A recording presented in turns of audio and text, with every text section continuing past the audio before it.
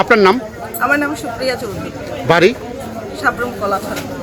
আপনি কত নাম্বার কোন ইয়েতে করছেন? 27? আমি এই 27-এর আন্ডারে পড়ি।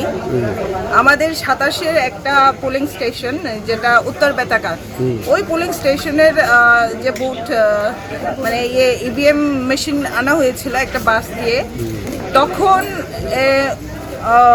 মনুঘাট থেকে কিছু মানে প্যাসেঞ্জার উঠিয়ে আনা হয়েছিল ওই বাসে। তা আমরা সেটার প্রতিবাদ করি যে এটা তো প্যাসেঞ্জার গাড়ি নয়, এটা বুটের গাড়ি, এখানে তো প্যাসেঞ্জার যে কোনো প্যাসেঞ্জারকে আনা যায় না। আপনাকে কারা তখন আমরা প্রতিবাদ করাতে ওনারা আমাদের উপর লাঠিচার্জ করে। আপনাকে কি মারধর করেছে? হ্যাঁ, একজন মেল কনস্টেবল আমার পেছনে লাথ মেরেছে, আরেকজন মেল কনস্টেবল আমাকে ওনাদের লাঠি দিয়ে আমার গায়ে পিটেছে। তা আমি সেটা প্রতিবাদ করি যে মহিলা কনস্টেবল নেই আপনাদের এখানে, মহিলা কনস্টেবল থাকা সত্ত্বেও কিভাবে মেল কনস্টেবল একজন মহিলার গায়ে হাত তোলে, তাও পেছন থেকে লাথ মেরেছে। একজন ফৌজি হয়ে কিভাবে এভাবে মহিলার পেছনে লাথ মারে? কিরকম কাওয়ার্ড বিহেভিয়ার ওদের! এভাবে কি দেশের সেবা করবে? এভাবে রাজ্যের সেবা করবে?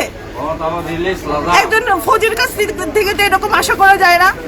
মহিলা কনস্টেবল থাকা সত্ত্বেও কিভাবে মেল কনস্টেবল পেছনে লাফ মারে মহিলার গায়ে? আমি তো বাধা দেওয়ার চেষ্টা করেছি, যারা ভায়োলেন্স করেছে ওদেরকে সামলানোর চেষ্টা করছিলাম।